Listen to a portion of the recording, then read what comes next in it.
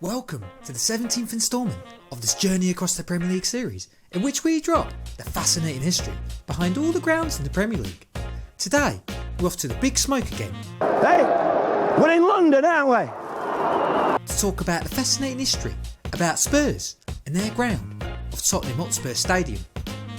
We start our journey back in the late 19th century when the club moved to a new ground east of Tottenham High Road after they were struggling with overcrowding in their previous home at Northumberland Park.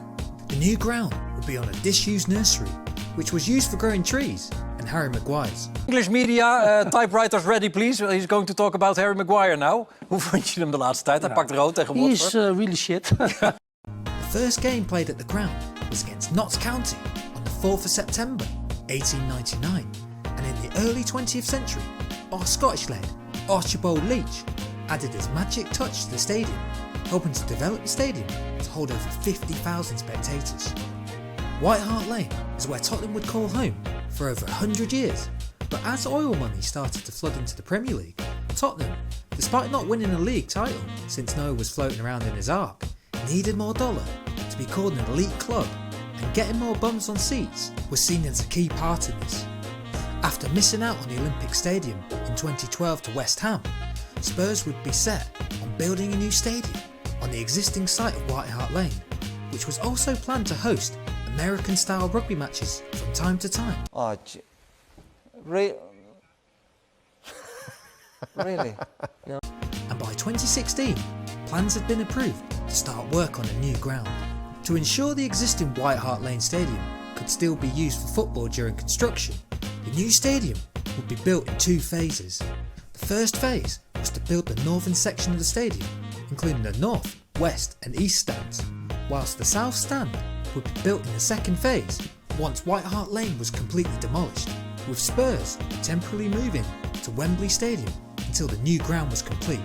Construction on the stadium started in 2015 with the building of the first phase. This consisted of using reinforced concrete to construct the first 7 levels, with the levels above constructed using steel frames.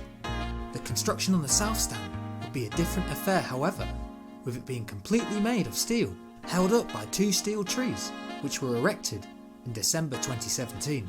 The south stand would become a single-tiered stand, with it being angled at 34 degrees, allowing it to become England's largest stand, holding 17,500 fans, being influenced by Dortmund's yellow wall, with the intention of it being the heartbeat of the stadium.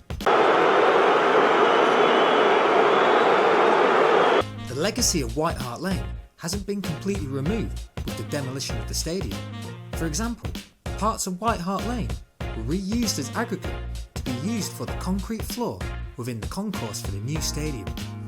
In addition to this, a number of heritage plaques are dotted around the new stadium, noting memorable bits of White Hart Lane, such as the centre spot. As mentioned earlier, to earn some extra dollar, the stadium would be used to host American-style rugby matches, and with this came the requirement for separate sports pitches, as American influences on British institutions don't generally seem to mix well. You should be proud, Will. None of our moms are attractive. I can barely look at mine. Neither can your dad. What? My dad's not gay. Then why did your mom leave him? Because they have issues. He needed some space. Space for another penis. Oh, Christ. The result of this means the football pitch is capable of retracting and being switched with the synthetic pitch to be used for American run ball matches, with it being stored within the car park underneath the south stand. The south stand is also home to the most interesting part of the stadium, the 65-metre goal line bar, the longest bar in Europe, with the stadium having the capacity of pouring up to 10,000 pints a minute.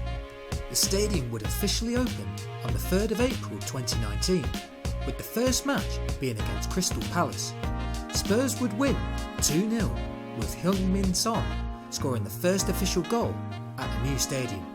Since the stadium has opened, it has been consistently regarded as one of, if not the best stadium in the world, facilities-wise. We all know the Reebok is the best overall. However, it's been hard to say that the team have lived up to the prowess of having the ground like they do. However, with Conte at the helm, it may have looked like Spurs have turned the page going into the future and will look forward to having the Europa Conference League in their new trophy cabinet. Maybe. Mura claim a famous victory.